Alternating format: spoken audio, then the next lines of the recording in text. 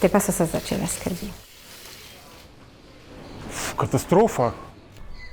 Je bilo kar kaotično. Smo majhno družinsko podjetje, ukvarjamo se z avtovleko, avtoservisom, vulkanizerstvom, avtokleparstvom, pa še se kaj najde. Sem samostojni podjetnik, s cvetličarstvom se ukvarjam dobrih 25 let. Vsega začetka imam svoje cvetličarne. Sem frizerka in imam že 31 let svoj salon na Ptuju. Takoj na začetku smo bili popolnoma zaprti, potem se je počasi začelo odvijati na področju avtovleke. Delali smo lahko za podjetja in pa te nujne zadeve.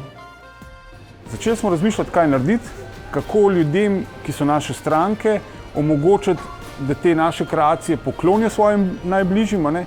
In smo šli v mini Facebook kampanjo. Pač tukaj smo dejansko dosegli za moje pojme ogromen odziv. Ko pa so nam povedali, da lahko spet začnemo delati, pa juhuhu, gremo pucati salon, gremo. Mi smo že v bistvu zadnji teden vse naročila sprejemali, mi imamo tudi spletno naročanje, tako da smo bili potem za 14 dni vse polne. Mislim, da bi še trebalo spletno nakupovanje razširiti, vse od šamponov do lakov, krtače, likalnike, da bi še to malo razširili. Ja.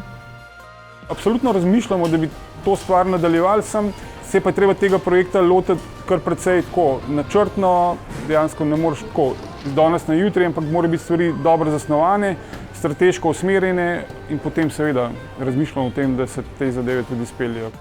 Pri nas kartično poslovanje že poteka, bom rekla, sigurno 15 let, tako da stranke so navajene že od prej.